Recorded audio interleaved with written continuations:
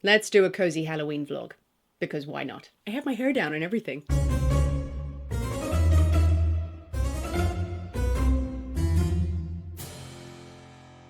Hello, welcome or welcome back to my channel. If you're new here, I'm Sinead and this is my spooky corner of YouTube, where I normally talk about spooky books, spooky films, and the spooky shenanigans that I get up to. Today, I'm just bringing you a little excerpt of my life during Halloween week. I thought it might be a nice opportunity to do a little vlog showing you some of the activities that I get up to. Today, we're going to do a little bit of pumpkin carving together. I'm going to show you one of my first designs that I have done for the season, something I hadn't tried before, pretty simple, but it was good fun. And I'm also going to share with you some stories about the traditions and the history of Halloween or Samhain, the things that people do at this time of year, the things that I do at this time of year that might give you a little bit of information about why we go all spooky crazy if you didn't already know at the end of October, and maybe some little tips that you can do if you want to embrace your spiritual side. I'm going to put this cup down. I've been gesturing with it for a while. First, to the practical side, let me show you how I got on with my first session of pumpkin carving this week. The background noise you may hear is my husband watching the Spurs, I believe they're called, on the TV while I was carving the pumpkin. He has his thing, I have my thing. So don't worry, it doesn't interrupt the hardcore pumpkin action I know that you're after. Please know I am carving the pumpkins in my way. I have been doing it for many, many years, and it may seem like I'm being very free and easy with some of the carving techniques. I do know what I'm doing, but don't copy me. Be safe when you are carving pumpkins. That's the legal side out of the way.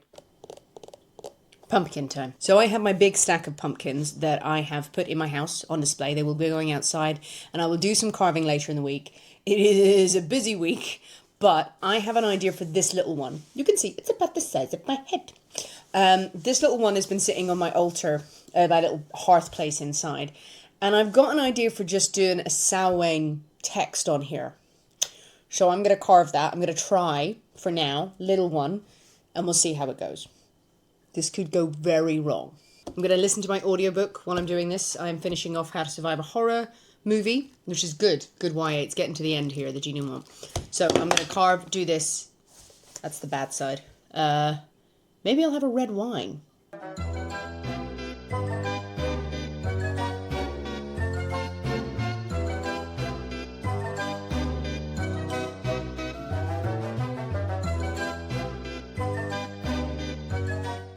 Getting the innards out, loads of people have different ideas for this.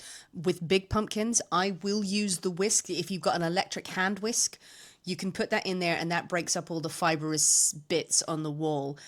Really, it's elbow grease. There may be some magical, really, really fast way. Even the whisk thing is going to make it a bit quicker on a big pumpkin, and if you've got a lot, I do it with a spoon and I get my hands in there. You've got to scrape, you've got to try and get the walls a bit thinner.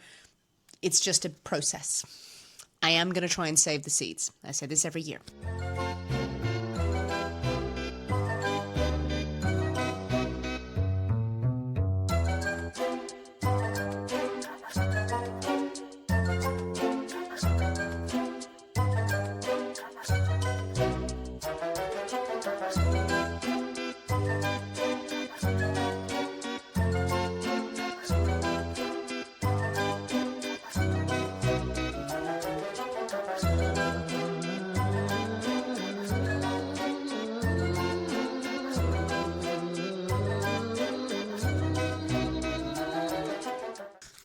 Sorry, this big twist just happened in the book that I'm listening to. Oh, I didn't see that coming. I was like, oh, okay. Sorry, that's really good. Hey, yeah, enjoying it. While I'm taking this pause to process that, yeah, doing the innards, getting all the fibers off, it is hard work. I tell you what, I have this big spoon. A big spoon is good. But I have this sort of decorative one with ridges. That's not good. I am grating through the pain here. If anything, wrap something around the handle, cushion it, because it's twisting in your hand, it's awkward. There are those scoops, the plastic scoops you get with carving kits, they last 2 seconds. I don't buy them. But if you've got something like a small spatula or something plastic, that would be better. I may actually swap this out while listening to this sensational story to get the last bits.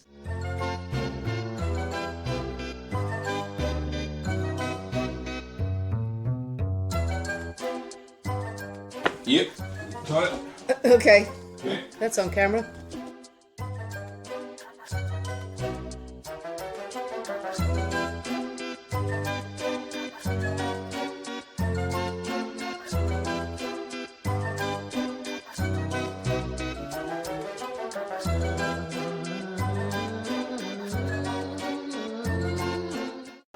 now working on the design and the words. Because this is a small pumpkin, it's tricky, but what I'm doing is the basis of, I'm working out where the M and the H go first. Rather than starting with the S and then maybe getting to the worst bit, you want to get a good bit of the pumpkin. So you can see here, I don't know if you can see that, very lightly, I've sketched that on and I've started to pick away at that. Also, audiobook change.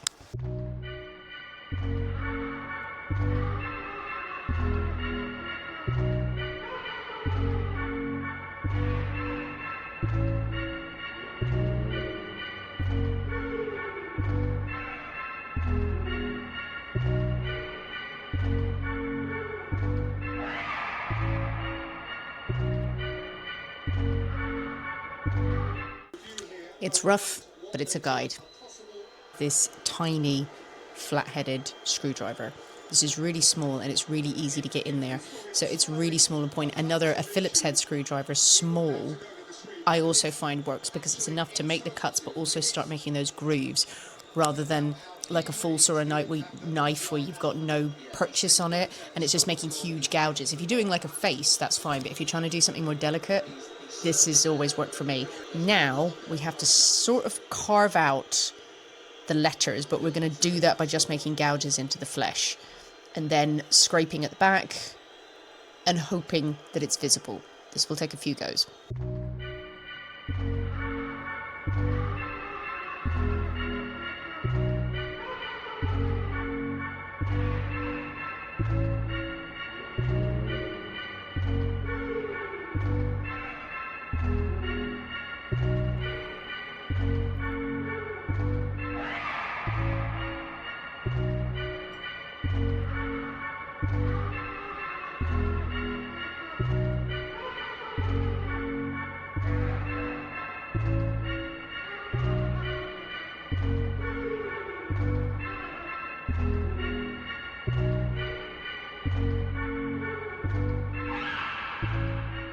As much as I think I can do at the moment, now it's time to test it and see if it needs any more tweaks.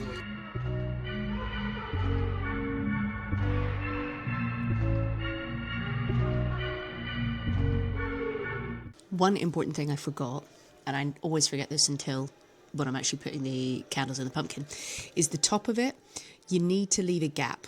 You need to leave a gap for the air to get in, particularly if it's a really close design where there's not going to be air going in through a mouth or something like that, because that's going to smother the candle and it won't burn as brightly. And who just scored? Oh, Spurs just scored. My husband's watching that. Yeah, you need to have some space so that the candle will burn if you want the lid on it. But let me show you the results because I'm quite happy.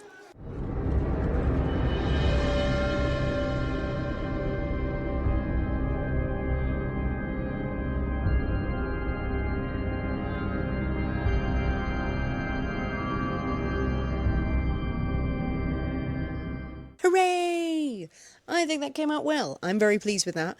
I've got some footage that I put in, I've got some pictures, but that is a good little pumpkin. I've lit all my candles around. It obviously looks very bright in here at the moment, but it's very atmospheric, very moody. So yeah, with my very pagan TV behind me. So yeah, first pumpkin done. That's a nice one for the altar. I have never done that design before, and I am pleased with the way it came out. It's not world-beating, but it's a simple way of marking Samhain. Yeah. Now I have to get all my other pumpkins in. Hope you enjoyed it.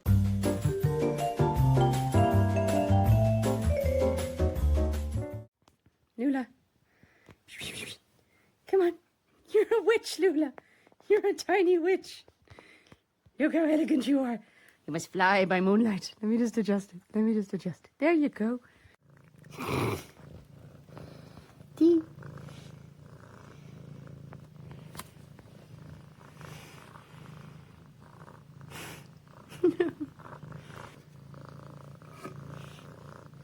Medea, are you Dracula? Are you a vampire? Look at you go.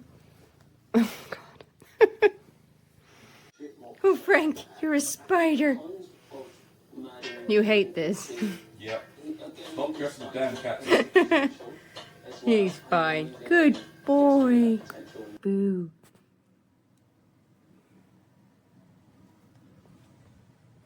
Finally, in this mini vlog for Halloween, I wanted to talk about the celebration of Halloween itself. Talk about Samhain. For anyone who doesn't know what the difference is or why we say Samhain as well as Halloween, what were the origins of Halloween, and what are some of the traditions that I follow, that I do, or that you could do as well. Now, this isn't going to be a comprehensive, huge list because there are many, many different aspects of the pagan festivals at this time of year, and I couldn't possibly tell you every single Halloween story and tradition out there, but I'm going to do my best to give you a little bit of a 101, a beginner's guide. I'm going to take it as read that most of you know what Halloween is. Maybe you don't necessarily celebrate it, but Halloween, this spooky holiday that is very commercial in some places, where everyone dresses up. You've got little kids dressing up and you go trick-or-treating, asking for candy, asking for sweets, and you will sit around and then eat all those sweets, and then you celebrate all spooky things. It's a time of spookiness. It is the most spooky time of the year. But where does that come from? The 31st of October may be Halloween to some, but it's Samhain in the Celtic calendar. It is a pagan festival, it is a fire festival, and it marks the harvest. It marks the end of the lighter half of the year and the start of the dark half of the year. And it's also the time when the veil is thinnest between the living world and the dead. It is a time of spirits. Samhain is the midway point between the autumn equinox and the winter solstice. So a very important time in the great wheel of the year. This is the time of year when the harvest comes in. It's the end of the good weather and really winter is starting to kick in. So all of the harvest will be pulled in by the people who work the land. Your stores are absolutely full. You are ready for the cold and the darkness of winter, where nothing grows, where everything starts to die. The land dies. The light has been dying since the summer solstice, and it won't be until the winter solstice, Yule, where it starts to come back. November is a time of rest, of reset. If you could hibernate, if we were allowed to hibernate, we'd all be doing it. It's a very slow, quiet time where it becomes cold and you should be huddling down, settling in, just giving yourself a break. And this point in the year, I personally love Halloween, not only because of all the spookiness, but because it's a time where you sort of say this, you have this celebration of the fading of the light for the spirits as well, but you're also marking, okay, now it's downtime. In November, it is time to settle down and reset. So take that opportunity and absolutely fill your plate. Whatever lovely seasonal veg you can get hold of, get it on your plate and get it into your mouth. I'm being very aggressive about the food, I feel. This is also the time of the crone. She was also known as the Veiled One, and she is the spirit, she is the crone who watches over the land. And she begins at this point as an old woman, as the crone, but she also transforms into a beautiful woman with the coming of spring. This was her power. The Cailleach was able to shapeshift. She would start as an old woman and she would deal in winter, and then she would transform into this beautiful woman, and it is the emergence of spring, of rebirth and beauty. Little story for you there. Halloween is also the time when the veil is thinnest between the living world and the dead. At this point of the year, the veil is thinnest so spirits can come through. And this is a time of remembrance and honoring them. It never started out as being a frightening, scary, horrifying time, Halloween. It was a time when the dead and your loved ones could reach you, and you could at least give them a signal to say, I am thinking of you. And it was a chance to remember them. So things that people did to contact the dead or to remember the dead at this point, and you will see filtered into some of the things that happen around Halloween at this time. You put a candle in your window to light the way home for the dead. So your spirits, your loved ones can find their way home, can be guided by the candle. You can create an altar in your home. An altar does not necessarily have to have a religious meaning. It is just a place where you will put pictures of your lost loved ones if you want to. That's what I do. You have candles, you can put food and drink down there, you can put a glass of wine, you can put squashes, you can put your pumpkins. This place where you can just set up a point of remembrance and celebration of the people who have passed, of past loved ones. Certainly when I was growing up, and I've always still felt this today, is that Halloween was not a time to be sad about your loved ones passing. The fact that they were so close, it gives you comfort. It should be comfort, and it should be happy and a chance to remember them. Another thing that you can do is that when you're making this huge abundant feast, which I've told you to do because it's the harvest, lay a place for the dead. Lay a spare place at your table for those who cannot physically join you. You may not believe in ghosts, you may not believe in an other side and them coming through the veil. You don't have to believe in all of those things. Really, at this time of year, you're not doing any harm if you do want to just take a moment for remembrance and do your own little rituals to remember your loved ones. It's absolutely up to you, and you can adapt any of these practices in your own way. It's still honoring the dead. As long as you're not doing anything disrespectful, then you're fine. Have at it. But the spooky side of Halloween, all of this ghostliness and hauntings and weirdness, where did that come from? Well, it did, in short, get adapted and sort of, I'm going to lean heavily on the Christians here. You know, it happened that the pagan festival, which became a point of remembering the dead, the Christians sort of took that and like, yes, there is All Souls Day on the 1st of November. When Halloween came in, All Hallows Eve, that was much more about fear of keeping the spirits away, of making sure that something nasty didn't cross over, ghostliness might come for you. That was where the fear element came into it. And that's why we dress up for Halloween. One version of where the Halloween costumes come from is that it was an attempt to confuse the spirits. If the spirits were coming for you, if the spirits wanted to cross over and seek you out, if you put on a disguise, they wouldn't be able to find you. The other version of events is that people were dressing up as spirits, so dressing up as ghosts, as spooky things, not to scare off other spirits, but so they could pretend to be the spirits and then go round to house and take all the offerings that people put out for the spirits. That plays into mumming a little bit, which you may have heard of. But yeah, people dressing up as spirits and going to houses and going, I will take the lovely cake that you've left out, and the soul cake and these nuts and these Mars bars. That will be lovely. Thank you. I'm definitely a spirit. I love that. There's a lot of games that we play at Halloween that are rooted in the old pagan traditions. Lighting candles, as I said, that lights the way for the dead, but light is also a form of protection. You've got bobbing for apples. That game of bobbing for apples, it used to be that they were hung from a string from your roof, and you would try and take a bite of it or put them in the water and try and take a bite. If you peel an apple and you throw the peel over your shoulder, it might be your left shoulder, the shape of the peel will tell you who you're going to marry. I trust all my romantic liaisons to fruit. In Ireland, you have barnbrack, and this is a big, dense fruitcake, and you hide things in the fruitcake. Some of you may be familiar with this. So several things will be baked into the cake. You've got the pea, a piece of cloth, a coin, a ring, and those are put into the cake in a sanitary way, probably, and then you put it into the oven, and then whoever gets your slice of cake, you see what prize you've got, and all of them denote different meanings. So a pea is not good luck. A coin is that you're gonna come into money. A ring meant you were gonna get married, and it was really, really good luck. Oh, to get the ring. When I was younger, my mum couldn't be bothered to make the fruit cake. She was a very good cook, but she had no patience for making fruit cake. So at Halloween, she used to make apple tarts, apple pies, actually, but she called them apple tarts, and she would get coins and she would wrap them in tin foil to, for hygiene, I think, and then put them in the pie and bake them, and then we would all be getting through, and we'll be like pulling through to see who got the 50p. One time she put a pound coin in there, and someone got a penny, and someone got 5 pence. Oh, it was great. You had to be very careful. Obviously, choking hazard is a big thing here, so exercise caution when you're eating something at an Irish person's house on Halloween. You don't know what they've shoved in there. Halloween was our favourite time of year when I was growing up. My family absolutely adored it. They adored it, and we had this big Halloween party every single year. And when I was a kid, Halloween wasn't really celebrated in the UK where I grew up. In England, it was really not a big deal at all, but it is a big deal in Ireland. Both my parents are Irish, my entire extended family are Irish, and we were all living near each other. So we would all have a big Halloween party. Everyone would dress up. The kids would get treats and we would play games. The parents would dress up. We would have these traditions of the apple tarts and things hidden in them, bobbing for apples. We would light a big bonfire and we would celebrate. And we would celebrate all things spooky, because really to us and in our culture, there is a great reverence for death, if that's a sentence that makes sense. We're very morbid people, but we're not really afraid of it. I think that's fair to say that we didn't grow up with a fear of it. We grew up with an appreciation and understanding, not a weird obsession with it or anything like that. It was just that death is part of life and death is change.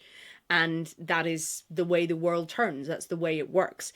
And we loved ghost stories. We loved ghostly things. These days for Halloween, I will make a big meal. I'll set a place for the dead. I will put a candle in the window. I will carve many, many pumpkins. I will put pictures of my loved ones on my altar. And I will say a few words to them at some point in the evening. Halloween's a good night to do divination, so I'll do a draw of my tarot cards. I've got quite a few tarot cards, so I will do a little draw and see what the spirits want to tell me that evening, and hope that it's fine. And I will spend the whole day watching spooky movies, spooky TV shows, just enjoying anything spooky. Spooky shit all day. But I wanted to end with a quick story, a quick legend about where jack-o'-lanterns actually come from. Why do we hollow out pumpkins and put candles in them at Halloween? Why do we do that? In Ireland, it started out as turnips, and people still do. You hollow out a turnip and put a candle in it, and you can make a little face in it. Turnips are pretty gnarly and weird, so it's quite frightening. But there's actually an old legend that is told, the legend of Stingy Jack. I have to put this down because it's going to burn my fingers off. The story goes, Stingy Jack was a trickster and a criminal in Ireland. He was known around the land as a drunkard and a man who would mess with anyone that he could and loved to play pranks on people. And his antics were so famous, so well known, that the devil caught wind of them. And the devil turned up one day, determined to find Stingy Jack, to find this great trickster, and tell him, maybe your time is up on earth, we need to take you to hell. And so one day Stingy Jack meets the devil on the road. Jack is immediately terrified. He knows his days are numbered. If the devil meets you, the devil is going to want to take you back to hell. Now, the devil tells Stingy Jack he's got to get ready to make his journey, but Jack calls out, well, please, let me just have one last drink of ale. Please, please, come with me. Just a taste of ale before I spend the rest of my life damned to hell. And the devil, for some reason, goes, okay, maybe the devil fancies the pint. The devil had a long journey from hell. He's parched. So they go to an inn, and Stingy Jack is knocking back the ale, and the devil is looking at him. I don't know whether the devil does have a pint. Maybe he just has a simple mojito. We don't really know. And now the time comes to pay for his drinks. And Stingy Jack, of course, says, but I have no money. I don't have any money. Of course I don't. I'm Stingy Jack. But then Stingy Jack leans into the devil, slurring probably, and says, I have an idea. You are a being of great power. Turn yourself into a coin. I'll use that to pay for my drink. And then, once the payment's been accepted by the barman, you can turn back into the devil. And it'll be fine, and then I'll go with you. The devil goes, okay. I'm sure what the devil's getting out of this. The devil duly turns into a coin on the table, and Stingy Jack snatches the coin up and puts it in his pocket next to a crucifix. The crucifix will bind the devil in his coin shape. He cannot get out of the pocket. He cannot transform back. And the devil, in his coiny voice, is shouting at Stingy Jack, let me out of your pocket. It's really weird in here. I think this is how a coin sounds. And Stingy Jack makes a bargain with the devil and says, I will let you out, but you must leave me be for 10 years. 10 years more I want on the earth without you coming for me. And you know I can trick you, so you leave me be. Do we have a deal? And the devil goes, okay. The devil agrees to get out of his pocket. I don't know how bad Stingy Jack's pocket was, but he needed to get out of there. The devil leaps out and is true to his word. He's given his word. He leaves Stingy Jack be for 10 years. 10 years pass, and Stingy Jack once again meets the devil. The devil saying, well, it's been a decade. I won't be fooled by you again, sir. No, off to hell we go. You're coming with me. And Jack goes, I know it well. I know you. I couldn't fool you again. I couldn't. But before we go, let me eat something. Let me eat something before we go to hell. An apple from that tree. Oh, please, sir, my lord, will you get me an apple from the tree just so I can have a bite? And the devil says, okay. The devil climbs the apple tree, and as he's reaching for the fruit, Stingy Jack runs around the tree and carves crosses into the bark, binding the devil once again. The devil cannot get down from the tree, he cannot leave because Stingy Jack has once again tricked him. And Stingy Jack looks up and says, I will let you down, sir, but this time I want a deal from you that you will never let me in to hell. I never want to go to hell. You must promise and give me your word. I'm not going to hell. And the devil sits. Yes, this is going to come back to haunt me. Okay. Stingy Jack cuts away at the bark of the tree, removes the crosses, and the devil is free, and the devil keeps his word. He will not take Jack to hell. And so many years passed, and Stingy Jack is having a whale of a time, conning people, playing pranks, carrying on drinking, but he cannot live forever. Soon the drink has taken its toll, and it is time for him to pass on. And when Stingy Jack finally dies, he ends up at the gates of heaven before St. Peter, dusts himself off. I'm ready to come in. St. Peter goes, well, no. What do you mean, no? Well, you're Stingy Jack. You're awful. Well, that was just bants. No, St. Peter will not let Stingy Jack into heaven. He has led a life of sin and trickery. There's no way he can come in through the pearly gates. So Stingy Jack walks away from heaven and feels the only place left for him to spend eternity is hell. He can probably get on with a few criminals down there. He can do a few tricks and some trade. There's probably quite nice down there. The devil will let me in. The devil will. And he arrives at the gates of hell, and the devil meets him and says, Stingy Jack, I am true to my word. I will never let you into hell. Stingy Jack will be forced to walk the earth for eternity, in his own purgatory, never able to cross over, always alone. In a final gesture, whether out of kindness or out of mockery, the devil flicks an ember from hell, imbued with hell fire, to Jack. Jack takes the ember and places it inside a hollowed out turnip, as a way of lighting his way as he walks the earth for eternity.